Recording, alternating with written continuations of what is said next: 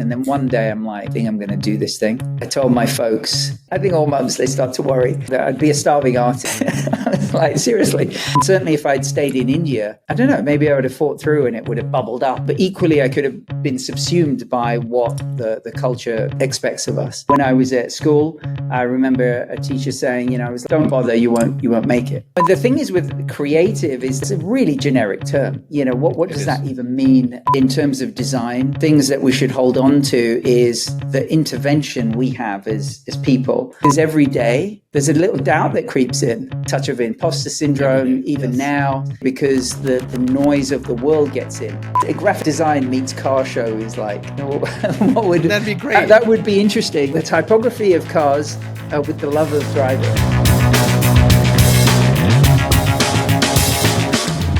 Hey everyone, welcome to episode 2 of The Subsetters. Our guest this week is Aporva Baxi, co-founder of DixonBaxi, one of the world's most influential branding studios. Their work has shaped visual culture for decades and continues to do so with deep enthusiasm for craft and storytelling. Aporva moved from Ahmedabad to London when he was 2 and speaks with deep pride about his South Asian heritage. He talks about trusting that quiet voice inside while facing pivotal forks in the road. This was an amazing conversation, and I secretly wished it went even longer, much longer. We hope you enjoy it as much as I did.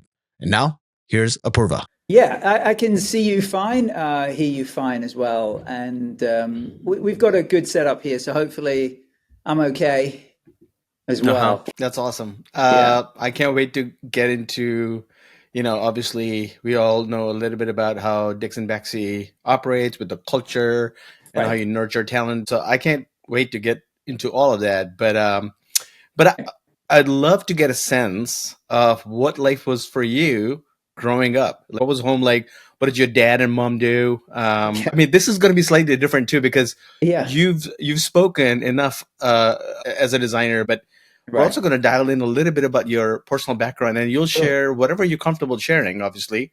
But absolutely. Yeah, give me a lay of the land of what it was it's like. Funny you ask. I don't know if it's because this was coming up, but these questions have surfaced in different ways. And funnily enough, this morning when I was having the conversation with this guy, Deep, he asked me a similar thing. He was just interested to know, my story. And actually, a couple of weeks ago, we had for the whole studio a creative sabbatical where we took the whole week off. We paused everything, no computers, no laptops, no nothing. And we kind of went away to this warehouse space to, I guess, re-fall in love with, what it feels like to create that feeling.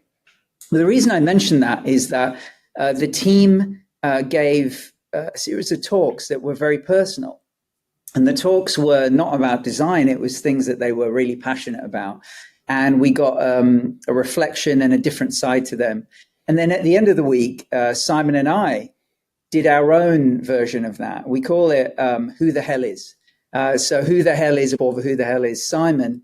And we do that actually with everyone that joins DixonBaxi. They have to do a who the hell is, which gives a sort of perspective on who they are. And funnily enough, I started to assemble old images of myself for that. When I was a baby in India with very long hair and then shaven scalp.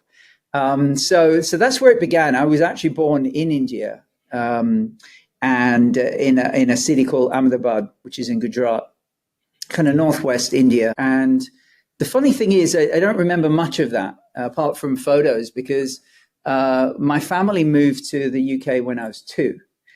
But I guess to give you some context, my dad came over in 1974, I guess, just for a 6-month kind of spell. His background is that he studied civil engineering. So he followed that track that we're maybe all familiar with our family and parents, certainly in this part of the world. And he came over for 6 months, which then turned into a lifetime. Very, very smart, very sharp guy, very driven. So he came here, and then, he kind of picked up a project that was to become quite iconic here in the UK and in Europe. aside from other projects, one of the big ones was working on the Thames Barrier. So for anyone that doesn't know, the Thames Barrier is, across the Thames, and it's this dam that could go up to prevent flooding of London. And it's beautiful, it's very architectural, but it's a very iconic project. And so I'm very proud of him, for doing that. And when we came over, it was just me, my mum, my dad. There was no one here. A year later, my uncle came over, my dad's brother, and his family, and that's it. So as far as my sort of connection to my roots, it's a very small unit. Maybe some people, have their whole family over here, but my grandparents, my cousins, my extended family, which is pretty big, were all in India. And so that it's interesting because I've thought about it and not thought about it. It's something that I regret maybe or miss what it could be like to have that extended sort of family around you, and that close connection. Now they are family, and when we go to India, I do feel that quite immediately, but still it's at a distance. I think growing up here, you soak up London life, London culture. So I would say, that's where I'm most familiar and most happy. I'm very happy in most cities, but I do enjoy that vibrancy, and inside being around sort of this culture, which has given me so much. I'm still rooted in Indian culture, where I'm from. So those, I guess, traditional values, the great food, going home to your folks, and having a different type of conversation is still rooted in me. So I'm proud of that, but I don't necessarily kind of wear it on my sleeve, Yep. But that's kind of where it began, and I guess a root of who I am, I guess. And I think you mentioned this. I think you share this with many others who moved away from home for whatever reason. Sometimes, out of need. Sometimes out of a want for a better life, Right. a better future. A lot of people do that. I think I see identity as it's Right. a pretty broad, all encompassing concept. I think geography has little to do with it, but it has some to do with it. But I think that cultural wiring is translated into, and I think that sort of like that, even the faintest of thread, the connecting thread to the culture is really kind of interesting. It varies for everybody. Yeah, I think you're right. Everyone's got very different experiences, but I think, look, it's baked in. It's who I am. It's very hard to detach it or, in some sense, be objective about it. I'm pretty self-aware, and I know that there is kind of mode switching. There's me at home with my family. I was with them this weekend, and my mum and dad both speak English. They're very fluent and very articulate, but also I find it much easier for my mum to speak in Gujarati to me, and I understand sort of quicker. Now, the funny thing is that when I was younger, I did speak Gujarati with English, and I think this may be a little regret of my parents, but I certainly don't hold it to them. But they, at school, were asked to just speak to me exclusively in English, and any Gujarati, they said, you can't do that. So, so I understand it, but when it comes to speaking, it's awful. It's just kind of doesn't add up. So for some reason, the wiring doesn't allow me to articulate. Now, obviously, I could kind of sit there and learn, but I just never got around to it. So it's this interesting relationship as well between wanting to be fluent or understand certain things about the culture or the language, and being wired for that, but at the same time being unable to fully jump in. I've always found that a real tension, where I've thought myself, I don't know, am I just being lazy about that, or you just get on with life? And there's a little pride in the fact that I'm fluent in understanding, so at least I have that. But I guess coming back to your point, I think these things make us. Our past, the stories, our background, the values, the things that my parents talk about are very, very liberal in one sense, but also they're rooted in culture, in a sense of doing the right thing. They're principled. And I think those things come through. Although, I've taken a very different path to the ones that my parents may have thought I would take. The classic business, engineer, doctor, lawyer, this type of thing. And I know, as I got to that point, that fork in the road, they were pretty fearful for my future. And I don't think that's uncommon. I think that happens quite a lot, that there is a perceived narrative, because those things are either looked up to, or they're just what you're expected to do. So, I've always been driven to do what I believe is right, and what called to me. And I'm glad I was able to. My parents are super proud of that choice. But I guess beneath that, there might have been some drive or makeup that made that all add up. Mm-hmm. Did you ever feel like there was a expectation, or sort of like this requirement, if you will, to abide by certain values, like South Asian values that don't really fit into the culture, or the Brit culture, or like where you were growing up? Or were you ever expected to do so? Yes and no. As I said, my parents are fairly liberal, and they're very kind of embedded and understand what it's like to live here. It's never been like religion has been there, but it's not. It's sort of the way I put it is, you take from it what you want. I think there is some ability to think about doing the right thing, the kind of the kindness, the sense of value to each other. All of those things I think are sort of maybe principles from that, as opposed to specific set things that we have to do a certain time of week or whatever.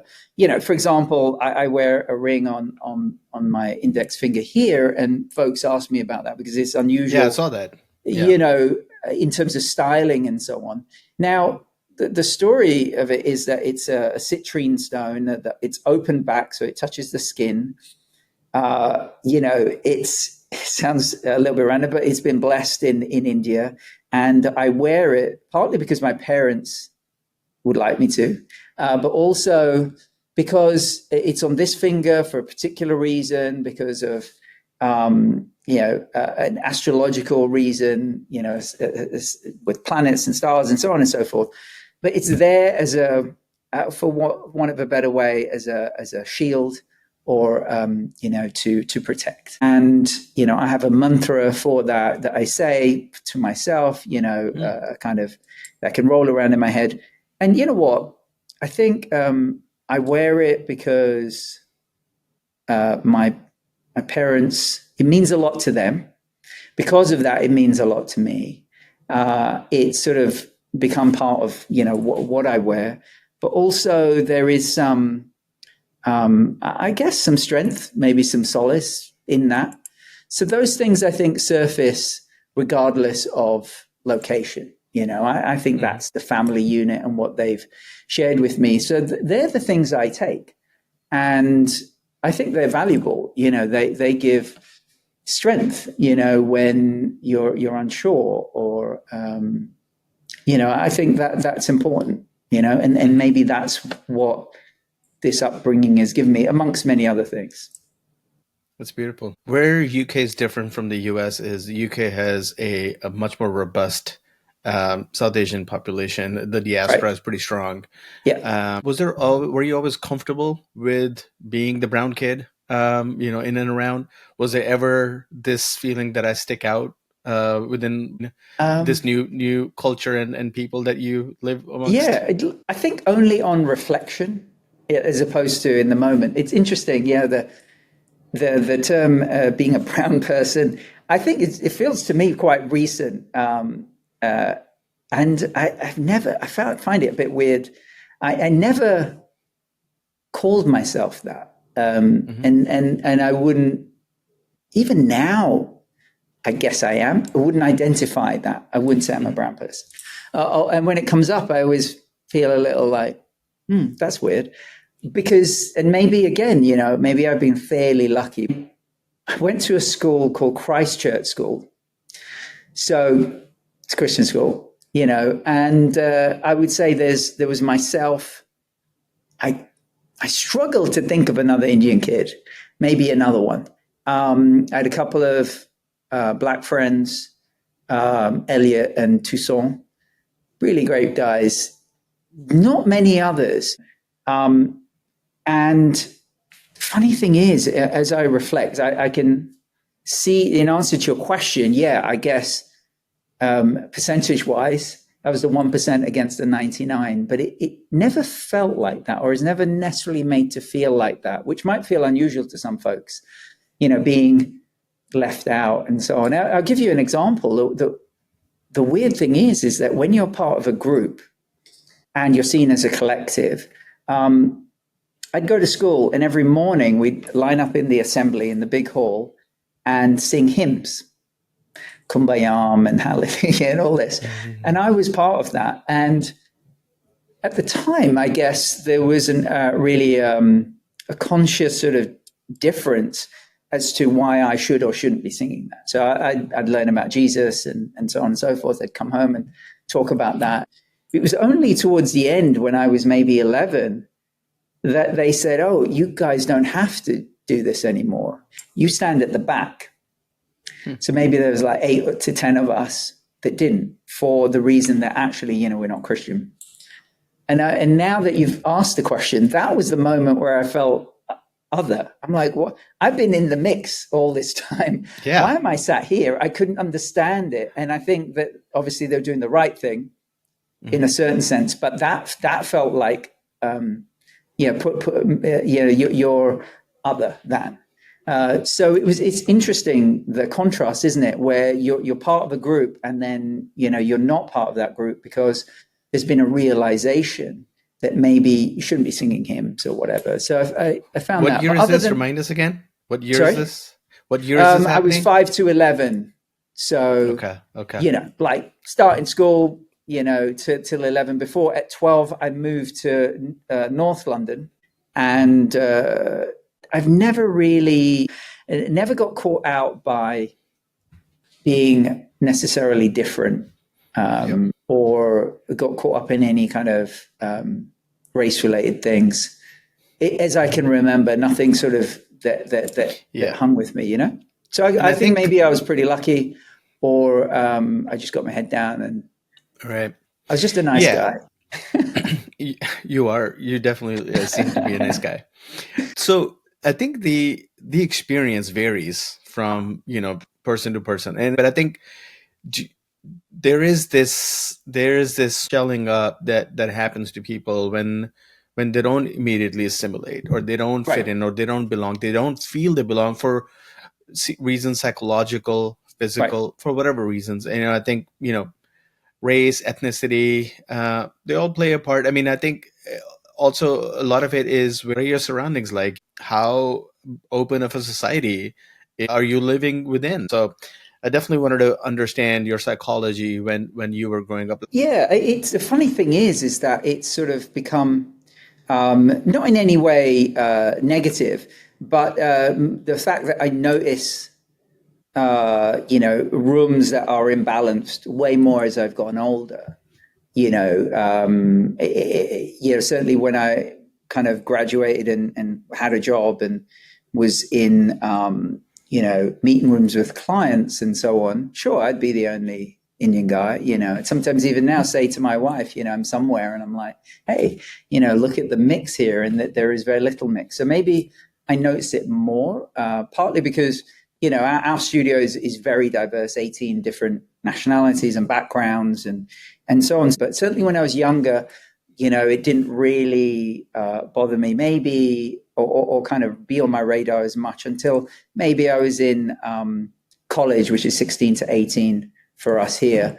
And, you know, I had my Indian friends and I guess, my non-Indian friends, and the very different kind of groups. So you get cliques, and that was kind of interesting on reflection. Yeah, it is interesting. We're all different. Absolutely. We're all different. You know, what differences do we celebrate? It's up to us. But I think there are certain structures around society that are still in play that limit or like put a barrier on people's potential. And sometimes Agreed. Race, ethnicity do end up being the reasons that sometimes some people don't get to either live a life. vocalized or not. It's it definitely. I've never felt like there's been a glass ceiling. Maybe I was lucky, but for sure. You see that all the time, or you can feel it. Or I've heard colleagues and friends be challenged by those types of things, and either that's a limiting belief or it's the environment that you're in. But to go back to difference, I think we have to recognize difference should be celebrated. That gives us different perspectives, and different perspectives in the room create more exciting ideas, and it's something that should be we should protect, really. Yep. And I think that's why this conversation is interesting, because you get to the root of who a person is or how they're made beyond the role, or what you might see on a social platform, which is a constructed reality anyway. Sure. So and it's also what someone wants to give. They may say, well, that part of me is for my home, and I'm going to be this person here. Not that you're inauthentic or not genuine, but to have your privacy or your way of being with a certain closer knit group, that's up to you as well. Mm-hmm. But I do agree, whether it's a limiting belief, a mindset, or a sort of contextual sort of barriers, they exist. So the more we talk about this, the better, and for folks to realize that it shouldn't get in your way, or there's got to be ways around it. Yeah.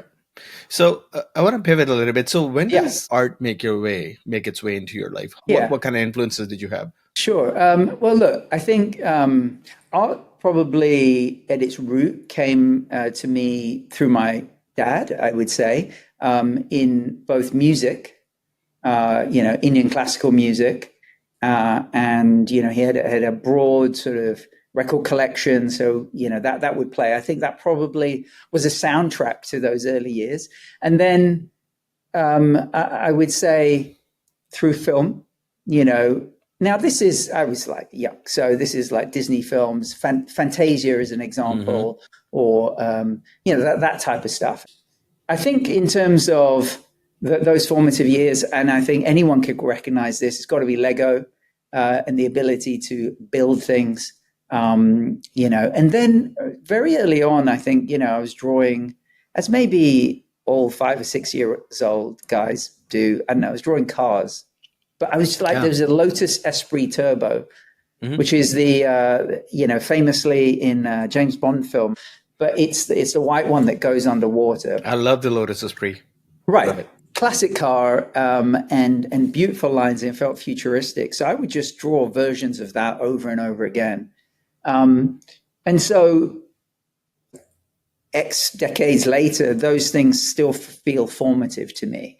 I still, sometimes indulge myself in a big complex Lego set, mostly to make a car of some kind. Either are you a car guy? Sorry? Are you I'm a car guy? Yeah, I love cars. Wow. I love watches. I love video games.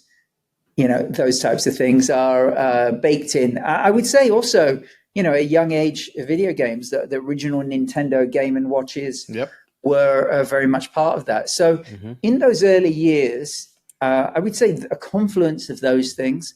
Everyone loves robots. I had robots to play with and so on.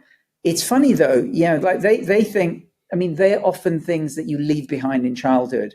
Now, it's not like I have a collection of Gundam robots or whatever, but those things are, I think, influences that have pushed me into and are still reference points today. Cinema, sci-fi, the idea of Lego and the making of things from nothing, cars, those types of things still are root. So I would say those formative years are very valuable. My dad was also a film buff. Right. I remember, and again, remember, this is India in the early 80s. Right. 99.9% of the theaters were playing the mainstream stuff. But there was always this one indie theater, like the cinema hall, that would be playing the classic, the Criterion stuff. Right. And I remember I was little, but I saw the movie Bridge on the River Kwai. Right. And I remember that movie till today, but I was so little. I didn't understand what was happening, but I still remember the movie today. Then he brought us to see Ben-Hur. Then he brought us to see Lawrence of Arabia. Right. He also introduced us to Spider-Man and Superman and stuff like that. But at home, we would watch like some really offbeat stuff too that he would just like play on TV. Right. He had that influence on me, and till today, I actually have a real knack for indie cinema and especially foreign films. It basically is in it's similar to what you went through. Yeah, it's lovely. I mean, you got to be thankful for being exposed to those types of things. Simon laughs at this because this is a root film for me.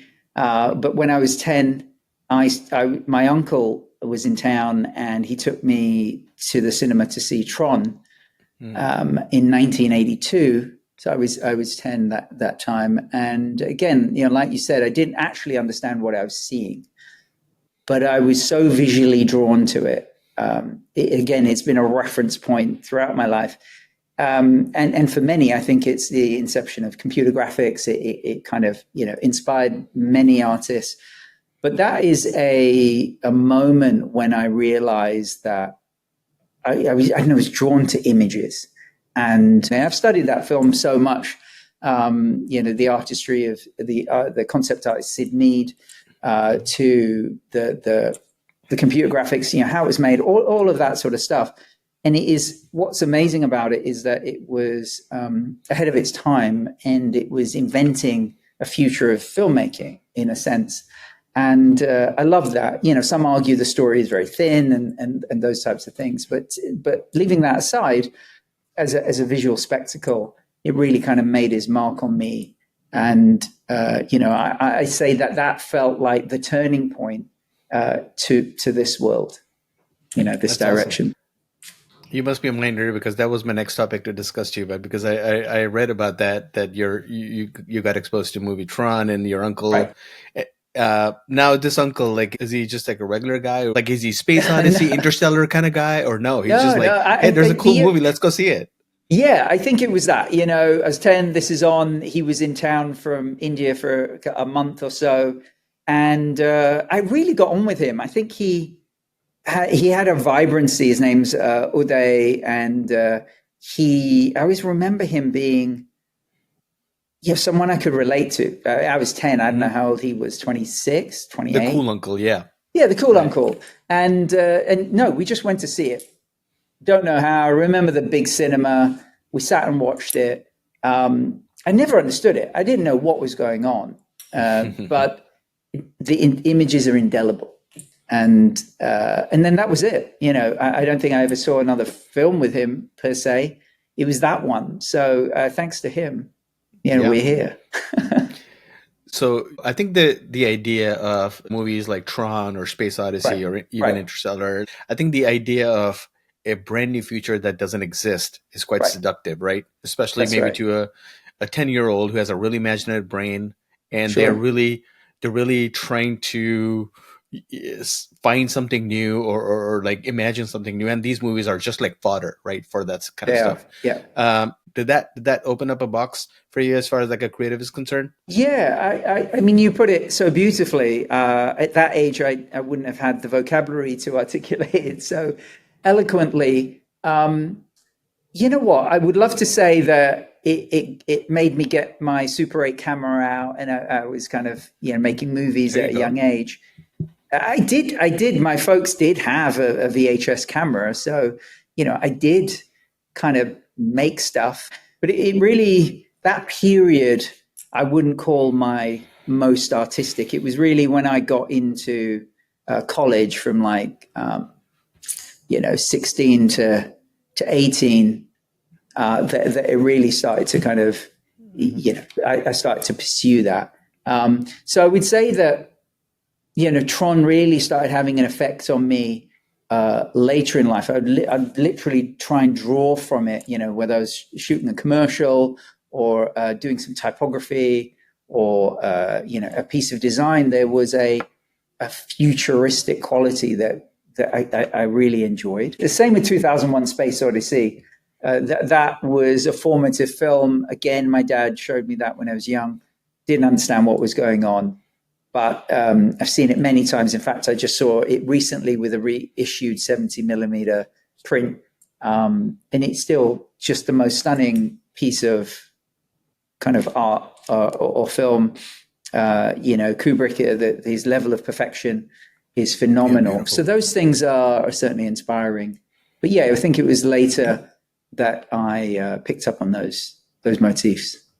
So at what point did you have to bring up to your parents? I know there was some strife between, you and the parents about you trying to become a creative. When do you remember those conversations start to happen in your house? Sure. I think I was 16 at the time. Was it 16? Or maybe it was 18. There was 2 points. One was 16, coming out of high school, and had the opportunity of doing a focused diploma course, kind of vocational course for design. And it was at that point my parents were like, maybe you should do some A levels, which is our kind of higher education kind of thing, and maybe you should do a business like A level at least, because I was going to do art and English, and they said at least do business, just do that, and then we'll feel like there's some backup. So I think that was the first point that I had a fork in the road, and I ended up taking the A levels. I did art, English, literature, and business, and that was two years. And as is the way when you're kind of 16 to 18, most of it is just hanging out with your friends. But it was there that I really picked up on, kind of design, and I was really into fantasy drawings. I bought an airbrush, was kind of painting these big sort of fantasy illustrations. And it was, to answer your question, I guess it was when I was sort of between that period of 16, 17, that I was like, you know what, I think I want to pursue design in some sense.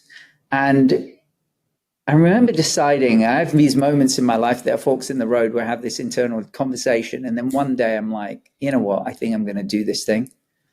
And I told my folks, and my mum, I think all mums, they start to worry. And she did worry about the fact that I'd be a starving artist. Oh my God, you're just nothing's going to happen. You're not going to make it, and then she just saw my life roll before her. The future was told, and it would be a difficult life. And I was like, seriously, it doesn't have to be that way. So they were, I think they were unnerved by it. My dad's a bit more stoic. He was like, well, you should do business. You've got to do this. Maybe do a business degree, then do an art degree. So it's like backup on backup. And I remember having the conversation, but there were certain things that I'm always clear about. And we can have the conversation, but my mind's made up. And my parents are cool enough that they will, they'll support me in that decision. But I do remember it. And I think for a year, probably, or two, they're still talking about it, like, what if, is this going to work? Is this going to work? And it's only, later in life when you do get a job and you start maybe being successful that the worry dissipates. But I would say, there was a worry throughout university into that first part of the career as to what will become of me, and I think this happens in a lot of families from our backgrounds, because my cousins, one of my cousins is a judge, another is a banker, another is a lawyer, another is a doctor. So, I'm gone left when everyone went right. Yeah. I think what I was just going to say, the other thing is that I don't know if this is a factor, but I was the first kind of first boy in the family, this generation. So not that I felt any pressure, but I think those things are potentially a benchmark that folks put into their heads, and think that a certain future is the right future. But luckily, I've got parents enough that adapt, which I'm grateful for. Yeah, I think for some reason, the creative career, like a design career, lacks the nobility of a doctor's career or a lawyer's career, because they're literally saving lives, which I understand. Of course. There's nobility in that. And I think a finance, mogul thing, there's obviously this social aura around success, money, everything to do with that. And, I remember there was this real attraction to wanting your children to work for MNCs, which is multinational companies. So your parent would want you to work in a giant organization. You may be a nobody in that organization, but I think it comes down to security, right?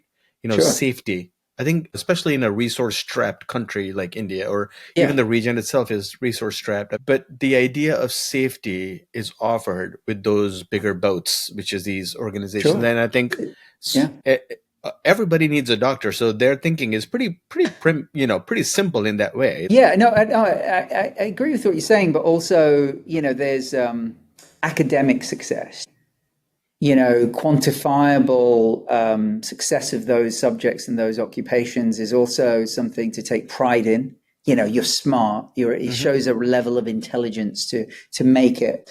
And I agree. The bigger organizations, it's flagship, so it gives credibility.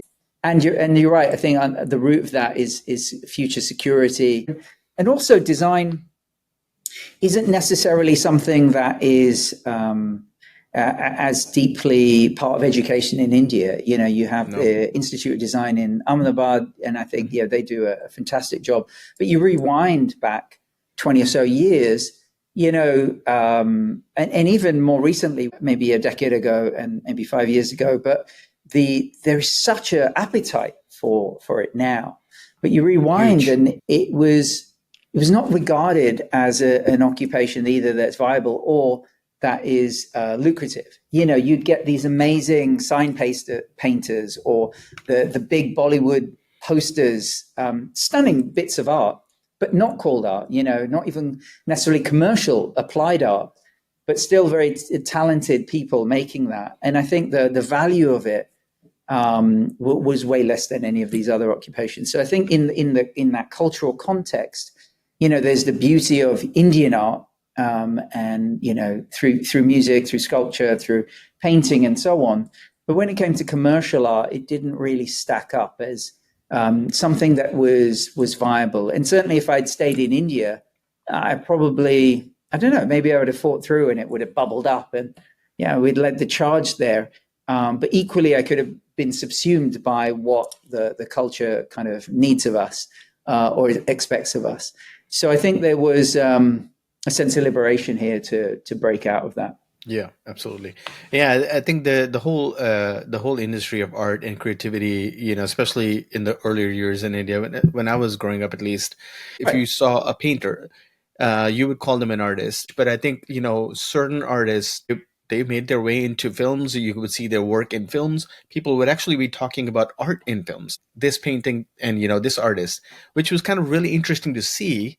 But those were a handful. Now we're in a world where everyone sees everything. Yes, there are kind of borders in a sense, in different countries and cultures and so on. But if we want, we can kind of tap into anything from everywhere. And so the world has changed considerably. I think the idea of it being a creator or jumping into this world feels so much safer in a sense. In fact, most people would love to have be successful as a creator than anything else because they're their own entrepreneur. So I think a lot has changed. And the conversation around design, I still think in India, maybe I'm wrong, is still formative. I think there's work to be done there to really bake it in the way that it exists here. But, I would say that anywhere, we're still having conversations about the value of design for business, that everything that we touch is designed, and there is an aesthetic value. There's kind of a doing the right thing to solve a problem value, and there is a ability for design to have real impact, and beyond aesthetics. And I think that conversation everywhere is still a really valid one. So I don't think it's necessarily gone away. Maybe it's at different kind of levels and different points in the journey in different parts of the world. But we can never talk about it enough to express, the value of it and why it can bring us joy, positivity, optimism. It can bring us community, and it can solve some big problems too. Yeah. I think it's really interesting. I love this space to talk about, actually, because it gets into the psychology of society and how they actually perceive creatives like us, and what buckets we get put into, because now there's a creative, which is a more broader term, like somebody who uses creativity to solve real meaningful problems, to actually make impact, as you said correctly. And I think that concept is even harder for people like my mom to understand. If I told them I paint, here's a paintbrush, here's paint, here's a canvas, I paint and I make this. Okay, you may not even understand what's happening. It's a bit more abstract, but that's what I do. Creative is even more elusive for them, even though it's an evolution in terms of how we identify with ourselves. That's gotten further away for somebody like my mom. So I still have trouble explaining to my mom what I actually do. Yeah, I think we hope all our parents will someday know what we do. I think it's a common thing. The thing is with creative is that it's such a broad. It's a really generic term. What does that even mean? You could be a fashion designer. You could be a mathematician who's creative that makes leaps. You could be a coder working in AI that makes creative leaps. So, it gets lumped into someone who makes things. I think we are in a lot of ways, and rightly so, players behind the curtain, behind the scenes, constructing things that are hopefully valuable to people in some way, shape, or form. But there are very few designers that then surface as part of regular real life conversation. And probably people don't give that much thought to what goes into design.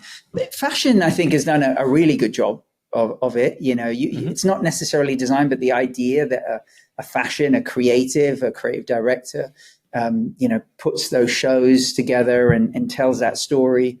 I think there's a real strong narrative about that. But clothes are maybe more tangible than some of the things that we do.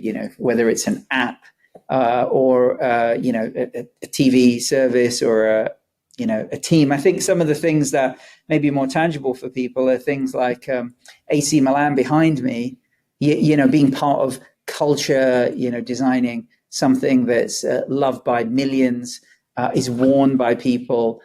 Then it starts to maybe become more real, and you get the halo effect of being associated with that, even though they may not necessarily understand the distinctness of the craft that we put in a piece of typography. The feeling of it is exciting, and I think that's what most excites us, is how can we communicate an attitude, a feeling, a point of view in the work, as opposed to getting.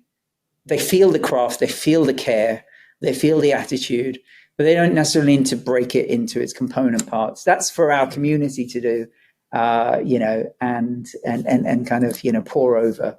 But for everyone else, they got to use it, feel it, enjoy it. So it's a kind of very different use case. But I guess, for my folks, the one thing that they're watching TV, they flick on a channel or a streaming platform like Hulu, and they're like, okay, I see what you've done. Yeah, so those things are sort of a moment of Yeah. pride where they can go, okay, they're spotting things in the world that we've had Yeah, my an effect on. we were watching Hulu, and one of the ads I did actually just showed up, and we had just released that ad, Right. and it just showed up between programming, and I said, wait, that's it Wait. right there. It's already out there. We just signed off on it. And Right. my son was in the room. Was like, Dad, you did that? And it's like, you should send your mom that, Dadi, which is my mom, his Dadi, Right. which is my mom, and I did, and I got a like on that WhatsApp message, and that was great. But I want to talk. I believe you went to Middlesex Uni, Wow, you've done your or homework. a little bit. I mean, like I said, there was little about you that I could Yeah, scrape, well, but it's funny actually because the stories start from either DixonBaxi in 2001 or when I graduated and joined my first agency. That period before that, is it comes up every now and then, but it's not it hasn't been notable enough to write stories about. But yes, I went to Middlesex yeah, University. It's a fun story about that because I, you see, I grew up in Harrow, as I said, North London, and you're supposed to, if you apply to go to art college, the one closest to you is the one that you should apply to first. That's your first choice. And then you have second ones and so on. And I wanted to stay in London, and I'd heard that Middlesex University had a great kind of foundation course. It was kind of a great one to go to. And I don't know if this was subconscious or not, but I fumbled my Harrow interview. I only took my fantasy illustration portfolio, and I somehow forgot my life drawing stuff. Life drawing is a big deal for getting into these colleges. And I don't know if that was intentional or not, but as I stepped into the interview, I realized I didn't have my big portfolio. I got this, and I knew I hadn't got it. But that was okay. A week later, I had my interview for Middlesex University. And to be honest, actually, I didn't have that much life drawing. So what little I had, I took. And I remember the room, and they were doing like a bunch of interviews. It was kind of a big room, and they had maybe 20 different students talking to tutors. And I think I went into like a sort of spontaneous moment of like innate passion, and I talked about my love of life drawing and how it meant so much to me, and haven't done enough, and I love the physicality of it and the spontaneity of it, and it was something that I was really keen to talk about. And I think I just kind of gave it my all. And I for whatever reason, I felt, hang on, there was an energy transference. And I don't know how long later when you wait for the letters to see what you got into. And I got in. And I was super proud of that because by rights, I didn't necessarily have the work. But I think they maybe picked up on something that we care about here, which is attitude and spirit. So I think they may have hired for passion and energy over hired, I guess, recruited me, to the school Right. for passion and energy over physical work. And I applaud them for that. But it was really amazing to get into there, partly because of the course, but I made lifelong friends there. But it was a fantastic formative period of doing lots of things and figuring out what I loved doing and what I didn't love doing. Did you ever have a journal? Were you drawing life forms or like objects or cars and stuff like that? Or were you doing type? Were you writing at all? Yeah. For me, I think, look, I didn't keep a written journal, but I had countless sketchbooks, and I would sketch all sorts of things in them. A lot of it was typography, funnily enough. I did a trip early in that period where I went to Paris, and I was enamored with the Eiffel Tower. And while everyone was drawing like big Eiffel Towers, I turned the Eiffel Tower into a typeface, inspired by the typeface used for the Underground, the Metropolitan. I wrapped the Eiffel Tower into that. and then made these kind of, illustrative forms that became this typeface. It blew everyone's mind. Even I was like, how did this come about? But I just kept doing that. So I tend to, I do two things. One is I think a lot, and then there's kind of a burst of energy, and I make a lot of stuff. I still do that today. I kind of percolate, and then I'm like, it just has to come out, and I'm really quick, and I can generate a lot of things. So I would fill sketchbooks full of those types of drawings. But I'd also be quite porous, in terms of being influenced by things. If someone was working in clay, I'd make some in clay. If someone was working with metalwork, I'd go, oh, what can I do there? But I guess my private stuff was typography, illustration, graphic forms, and then influenced by film. So it was a real mix. And even from that age, I always had a camera with me, film camera. I was very influenced by a photographer called Anton Corbijn, who famously, has photographed Depeche Mode, one of my favorite bands, U2 at the time. Very dense black and white photography. And so I styled, a lot of my work around that as well. So I would say that it was, in that formative period, it was a combination of all of this to figure out a voice, essentially what I enjoyed. And there was I think if you're talking about university into that, there was a couple of design studios, one called Why Not Associates. I think they were a pretty young studio then. Just amazing work. And they used to do these catalogs, fashion catalogs. And maybe some of the listeners will know them, that they were for clothing. It was a brand called Next, and it was mail order clothing. But the books were just phenomenal, hardback books, and it was catalog of clothes, like you see online now with Net-a-Porter and so on. But the covers and the interiors were beautifully designed with typography that was photographed in space. And it was this company, Why Not Associates. And I used to emulate that and learn how to use typography in really interesting ways and put it into space and photograph it with light and shadow. So those things really occupied a lot of my time. I didn't want to interrupt, but I was just nodding really internally because they were very similar. I think most of the creative output is the last maybe 10 to 11% of action. I think a lot. I let the thoughts kind of just really make me uncomfortable because I don't know what these thoughts mean. Like right now, they're just like a soup in my head. Yeah. But then down the road, I'll find comfort with certain ideas, and then I'll start writing something that really makes no sense, but like write drunk, edit sober kind of idea. And I think my writing actually inspires a little bit about how my work actually looks like, what it looks like. And I've done that throughout, even when I was coming up as a designer or when I was leading teams, or I've always had a bias towards a really crystallized thought with a few words that open up the window for what that visual looks like. Or what is this, the before the world is constructed, this idea that somebody can see, what is it really trying to say? And that really is sometimes a sentiment, like in words. Absolutely. That's amazing. And I find that really important. Yeah, you're right. I think words, now I find a lot of our work, from our first projects at DixonBaxi, even before they'd start with words, I find that words give a very clear point of view, either through an idea, a sentence, a strategy, or just simply an attitude. Something, the gut saying, this feels right. And I kind of try and find attitude and spirit first. And then everything kind of moves around that, as opposed to trying to be illogical and kind of rationalizing a system and then hoping that the attitude will surface.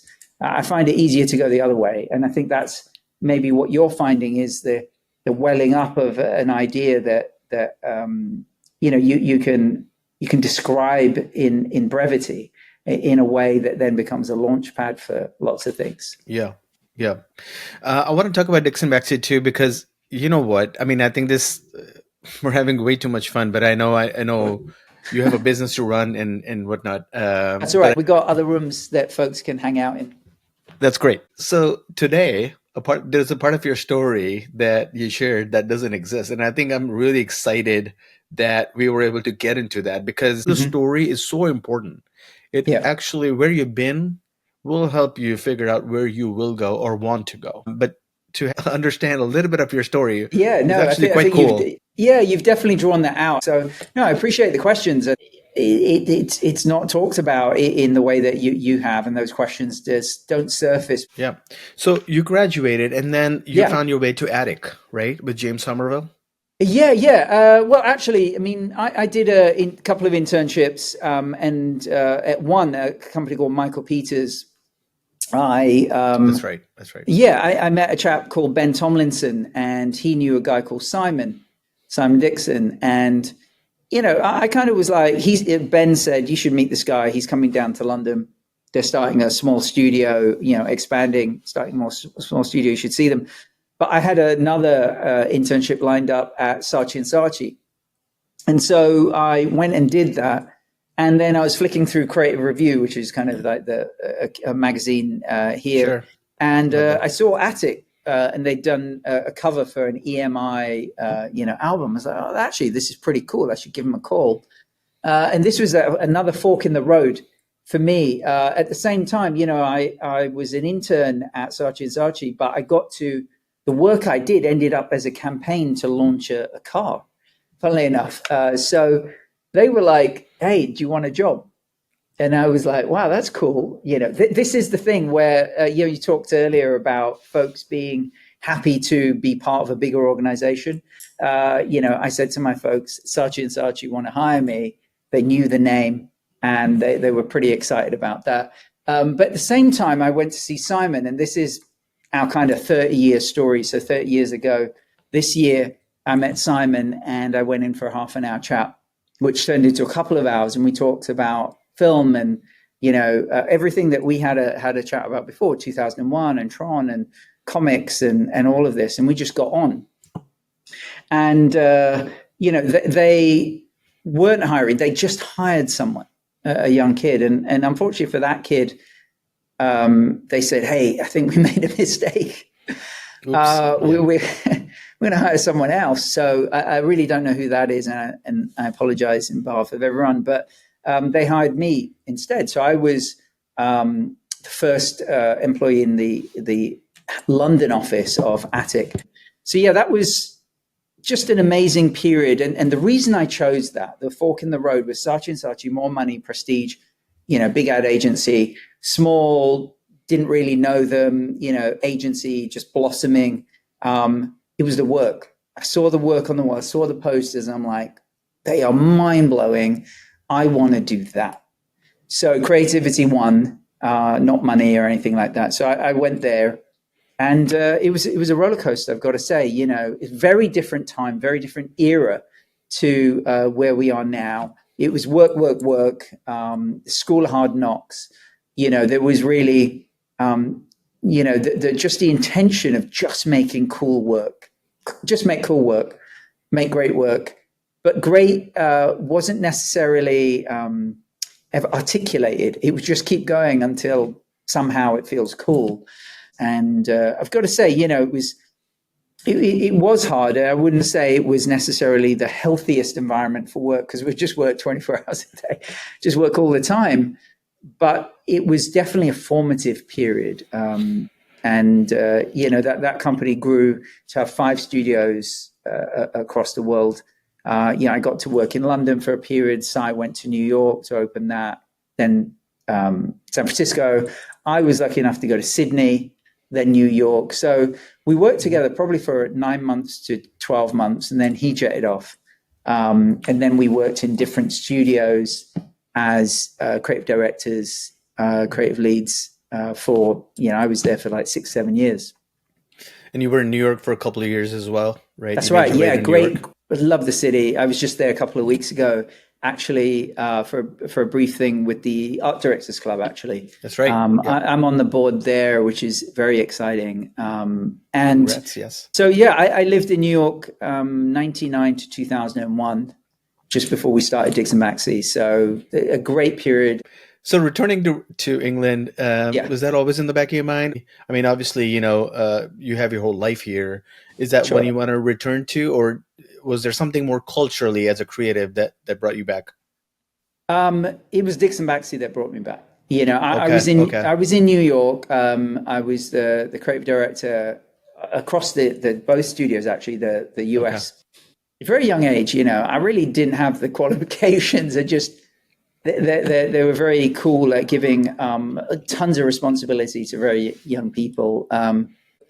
Simon said that, look, he's going to do this thing. He's thinking, I'm going to leave.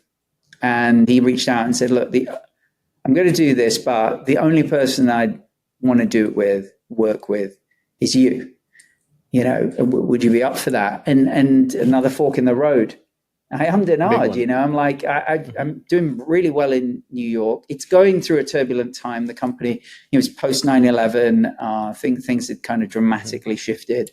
I really took a couple of months probably to really decide. And Si and I worked on the formative plan of what it could be, what it is, what we're going to do, how we're going to do it. So I was in New York, he was in London, and really, I like every fork in the road, I was like, if I don't do this, I think I'm going to miss something.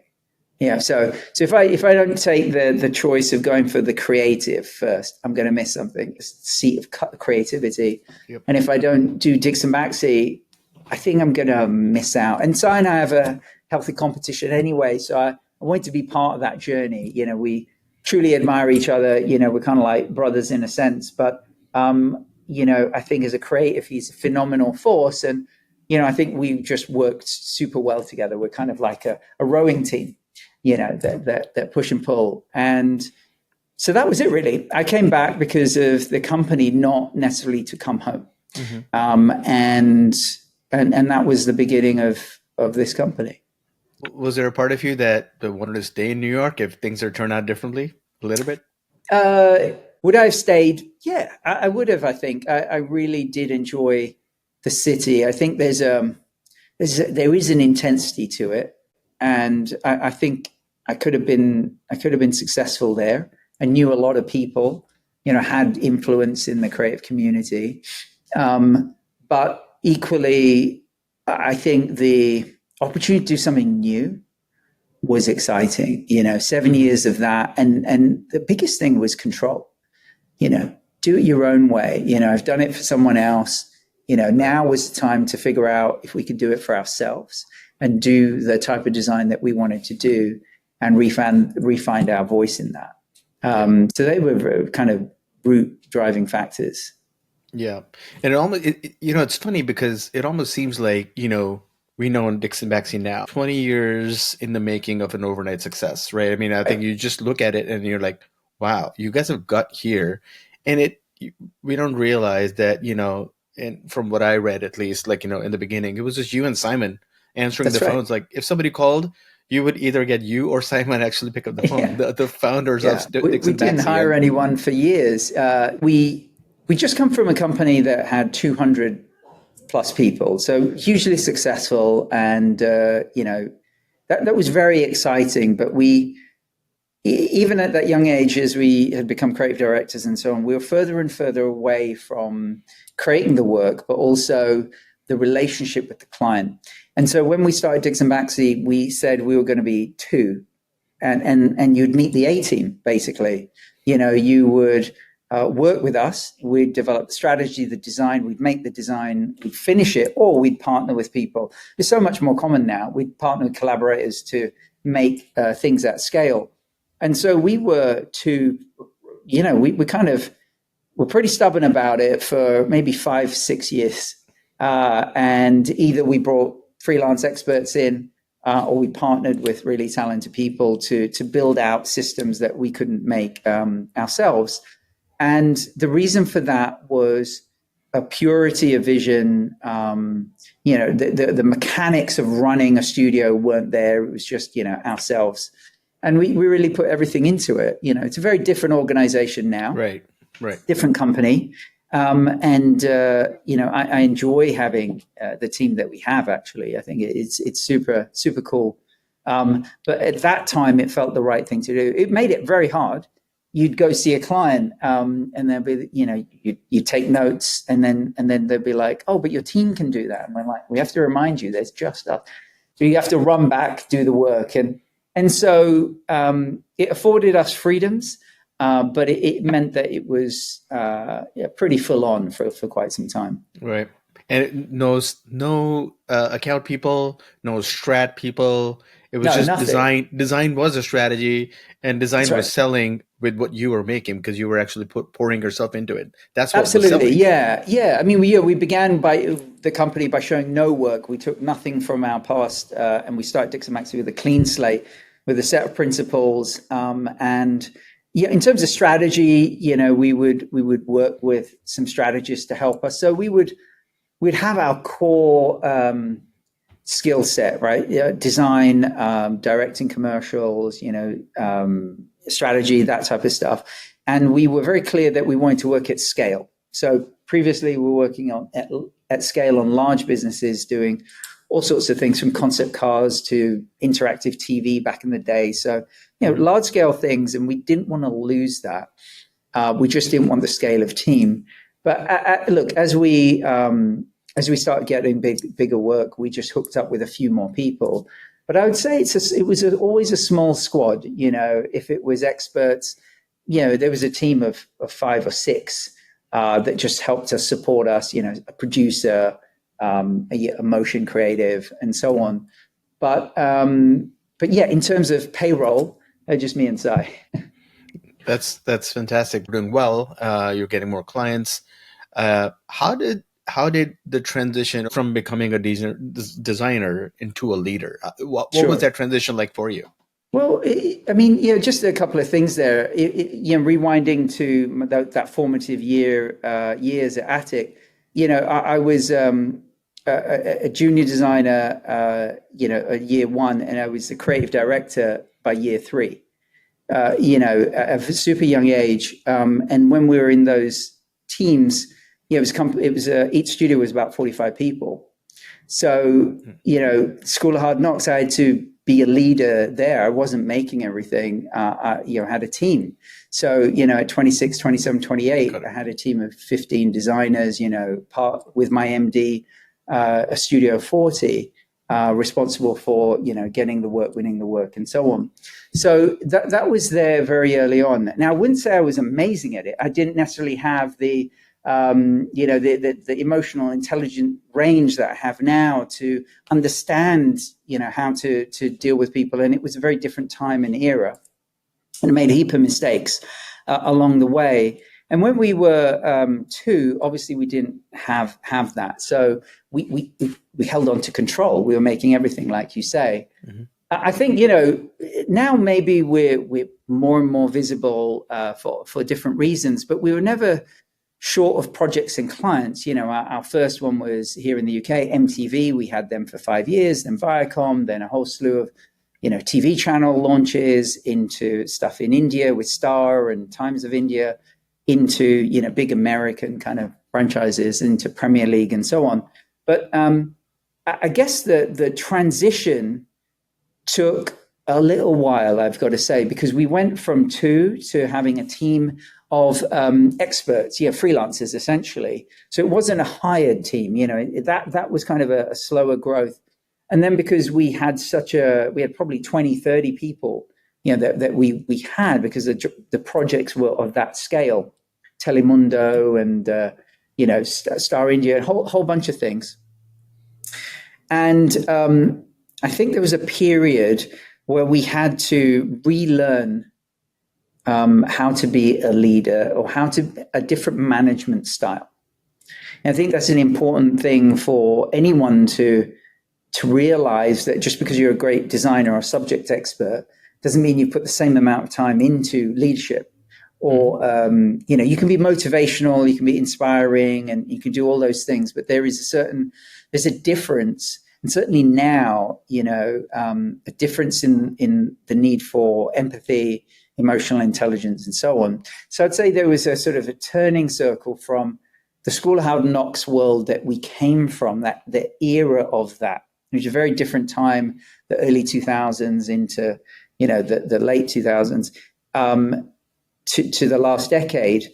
We had to kind of relearn and reshift and reanalyze how to get the best out of people, how to create bonds, how to get the right blend of team.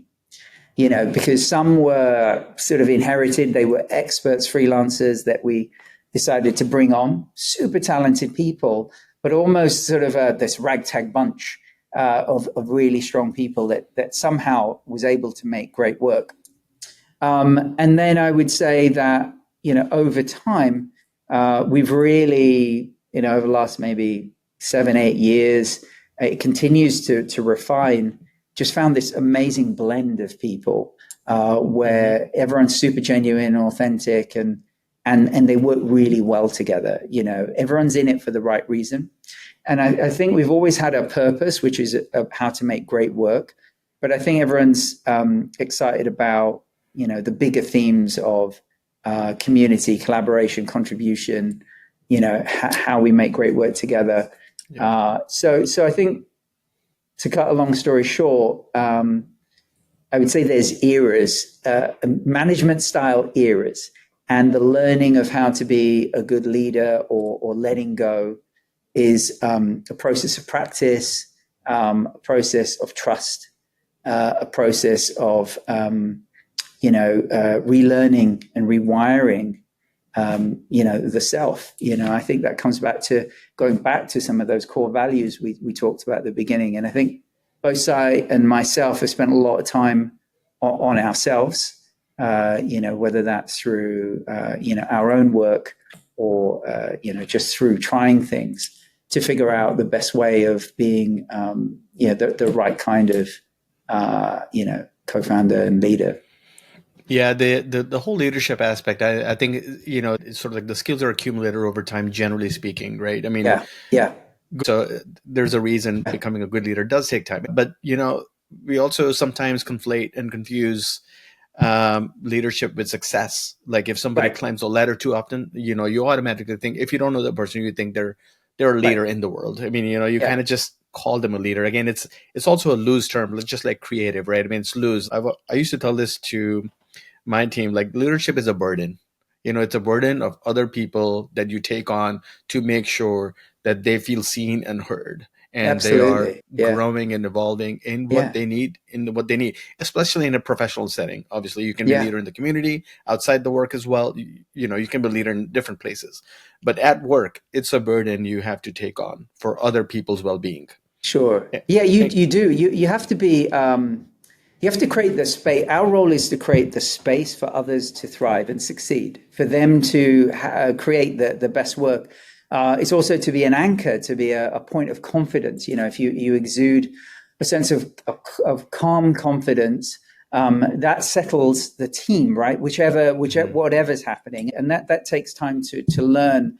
That you have to realize that you have, at whatever level, you have a resonance and a ripple effect with others. So how you are, whether you say stuff or not, does affect those other people. And I will say, I think, leader is a kind of a loose term in a sense. And I think,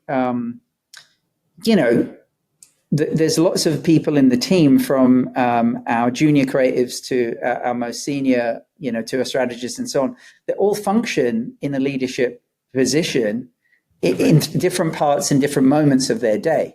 We have some designers training an intern, so they provide that air cover, and they're learning the ropes there. So I like the idea that what they're learning is exactly what you said, is being able to create the space for someone to be seen, but also for someone to learn and excel, to grow and gain their own confidence. And I think the best thing is to help them find their own confidence, not impose what we think. And I love having new people join, because I think the best thing we can do is learn from them. They've come from outside. They're not part of this in one sense.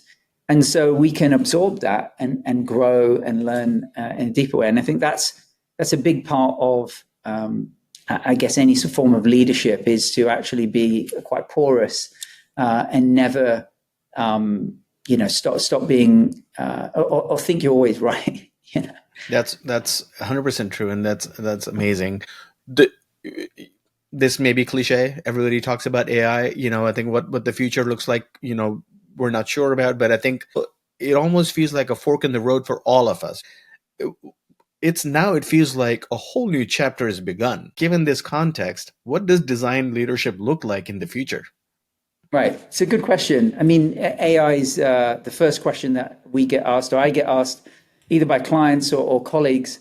And I think it's more than just another chapter. It feels like a revolution. It's the Industrial Revolution, change. It's like the new internet. So many internet things, happens, yeah. and I think we're right in the middle of it. So things are about to change, fundamentally and rapidly. And the positive of that is that it's going to push the best ideas up and out. I think in terms of design, the things that we should hold on to is the intervention we have as people, as creatives, in terms of ideas and storytelling and emotional connection. We're still talking to other people. AI can do a lot of that, but it's not just about it looking good. It has to make sense, and it has to create an emotional connection in some way. So I think there's a pyramid. At the bottom of the pyramid is sort of the commoditized aspects of design. The stuff that it's easily automated. And things like Canva and Figma will just kind of eat those up. Then you move up to kind of like basic systems, design systems, and so on. And there's going to be a world very soon where, because there's so much material out there, folks can probably type in a prompt to generate a bunch of sort of toolkit elements for a new health brand or a product. Now, are they any good? Are they differentiated? Have they got a strategy behind them that's meaningful? Is it truthful to you? Probably not. I think it's going to get really good, and for many, it's probably going to be okay. But I think what's exciting is at the top of the pyramid, strategy, ideas, human connection, our intervention, the idea of craft, storytelling, and then beyond that, how we use these tools to invent what's next. And I think that's where the designer should sit. It doesn't mean that we're not fearful of people, being stressed about their roles, and maybe having to relearn things or whatever. I think that's not cool that might happen, but it's also going to be a reality. So what I like to think about is that it's going to hopefully push the entire community upwards. I think there is going to hopefully be an opportunity to be more original and idiosyncratic. I think the idea of weird becomes more valuable than ever. Because there is an abundance of something doesn't mean it's good. It just means there's more of it. So the idea of good, great, excellence might have to be, rewritten. But I think, we're already surrounded by tons of, just like a million of stuff. You go on any social platform and it's an overwhelming onslaught. Mm-hmm.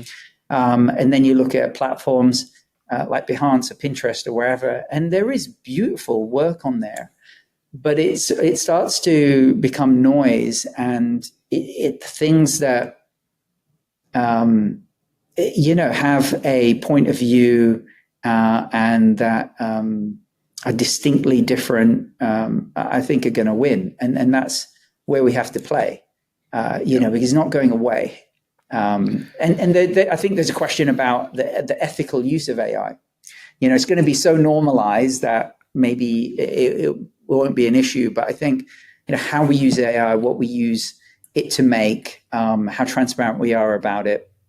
I think all those things have to be rationalized and championed as well. Yeah. I hope that we don't lose sight of the fact that we need to have impact with what we make. Otherwise, it's just feeding the machine. And unfortunately, the ethics of AI are, as far as I know, it's a little questionable. Behind the black curtain, there's a gender bias. There's a little bit of those exploiting the unprivileged, and even like underage kids. So there's a lot of question about ethics, but we have the privilege of being in front of that curtain, not behind. So we look at it as, as a tool that can really allow us to live out our dreams and fantasies. But that's the part that is a little thorny for me. Yeah, I think, you gotta play an experiment and get ahead of it and figure out, how it serves an idea. I think with any technology, the technology can start to take the lead. The tail wags the dog. But I'd much prefer, to have an idea and then use the technology to help me surface what that idea is, right? So you can use AI to, spitball what you want. And it's going to empower lots of people to make lots of new things. But I still think it comes back to, as you said, impact and value, and the world we operate in. There's still people on the other side of the screen or in the room, and the systems at scale that we create have to be their belief systems, their languages for an entire business to operate. And it's like solving a maths problem and going, here's the answer. And you go, yeah, so what? Show me the proofs, show me the working out. And it's the working out and the process that then aligns everyone. We could show the most amazing thing to someone and they go, right, we'll buy it. And then that happened for us on a project. They were like, wow, this is a Goldilocks moment. We love it. And then we spent the next, I think, 3 to 4 months convincing the company that it was the right thing to do. Right. So it's not just the answer or getting there faster. It's sometimes the journey and taking the slow path to help people believe that it's something timeless that is the right thing to do. And so in the rush to move faster, sometimes, taking a beat and running at a slower pace to bring everyone along the journey is just so much more valuable. And that's going to have greater impact as well. Yeah. That's, I think nothing to add there. It was beautiful. And I think one last thing about DixonBaxi that's really, it's a little bit of a hallmark for you guys, because I hear from Simon on the socials quite a bit. He definitely has a lot of thought leadership to share, which I read through it all, and I really enjoy it. And I want to ask you, in terms of advice, what advice would you wish you had, and what advice would you give your future self? You know what I would say is probably the same piece of advice, which is trust intuition. The quiet voice inside that says you should probably do that thing. That can be snuffed out, by others. When I was at school, I remember a teacher saying, I was like, I think I want to move into art and so on. Don't bother, you won't make it. Right. So snuffing out the quiet voice, the intuition, the passion, the gut that says you should do this thing. And I think, a lot of people go through life not necessarily listening or actioning that. And then I think in the future, the same thing will apply, because every day there's a little doubt that creeps in. Am I doing the right thing? A touch of imposter syndrome, even now, oh, Simon did that. Should I do something else? And there've been moments where I've lost my way because the noise of the world gets in. Why aren't we doing this? What about that? Oh my God, we missed the boat here. And so what is centering is to go, hang on a minute, the inside, that quiet voice, that instinct is saying to trust it, because it's led you on this path. And whenever I do that, I feel more anchored and honest about where I want to go. And And I think it's the thing that has made the right choices. I mean, the forks hopefully have been right, but it's quite a powerful, kind of a piece, a jewel that I need to hold on to, so to speak. So I'd say it's the both. It's to trust the instinct, the intuition, the quiet voice, because oftentimes it's the right thing. That's fantastic. I think that's a pretty good way to end it. Great. That's fantastic. I mean, I've kept you way longer. You're probably hating me for it, but no, it's good. I was like, I mean, I can keep going, but no, it's really good. You remind me of so many anecdotes and things, so it's fun to kind of go through them and tell some of those stories and talk about some things that, as you said, hadn't talked about. And we never got onto watches. We never got into cars. This is, I don't know if you can see what this. Yeah, I did notice it.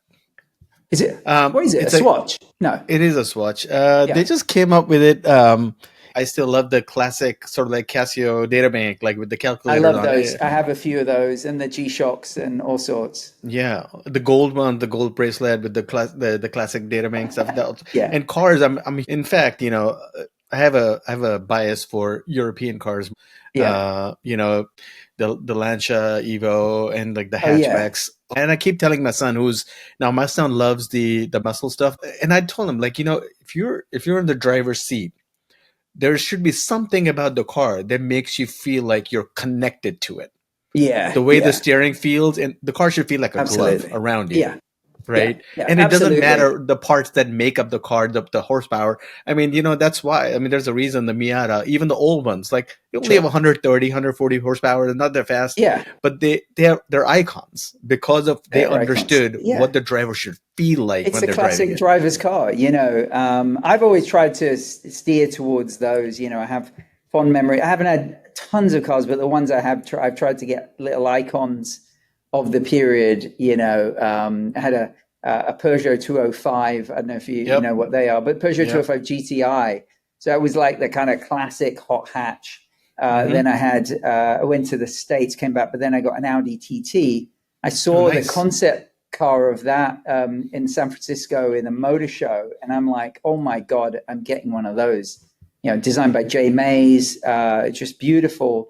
And so that felt like a design icon. Not the best driver's car, but I could, for everything else about it, that was enjoyable. What's your dream car one day you want to get? I always wanted a Beetle, a cowl-look Beetle, just kind of shed of all the chrome and just lowered. That was something that I maybe one day I'll get one of those. Yeah.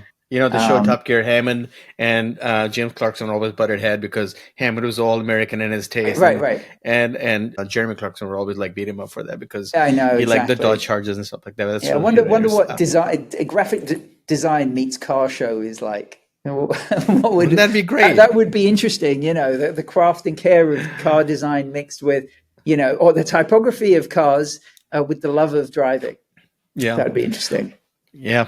Well, I'm going to let you go, but thank you so much. And I really appreciate you giving me the time and the time you afford other people, not only the people who work within the building, but also outside and, offering really, really beautiful advice and guidance. And I think you guys are making an impact to many, even when the ones who you don't know. So I really do appreciate that about you. And I think that may be a good example of what design stewardship looks like. Well, look, thank you. That's very gracious, very kind words. I appreciate that. I think from inside the studio, sometimes you don't know the resonance that you have because you're really focused on the work. But we're totally still in love with what we do. I think our team regenerates us.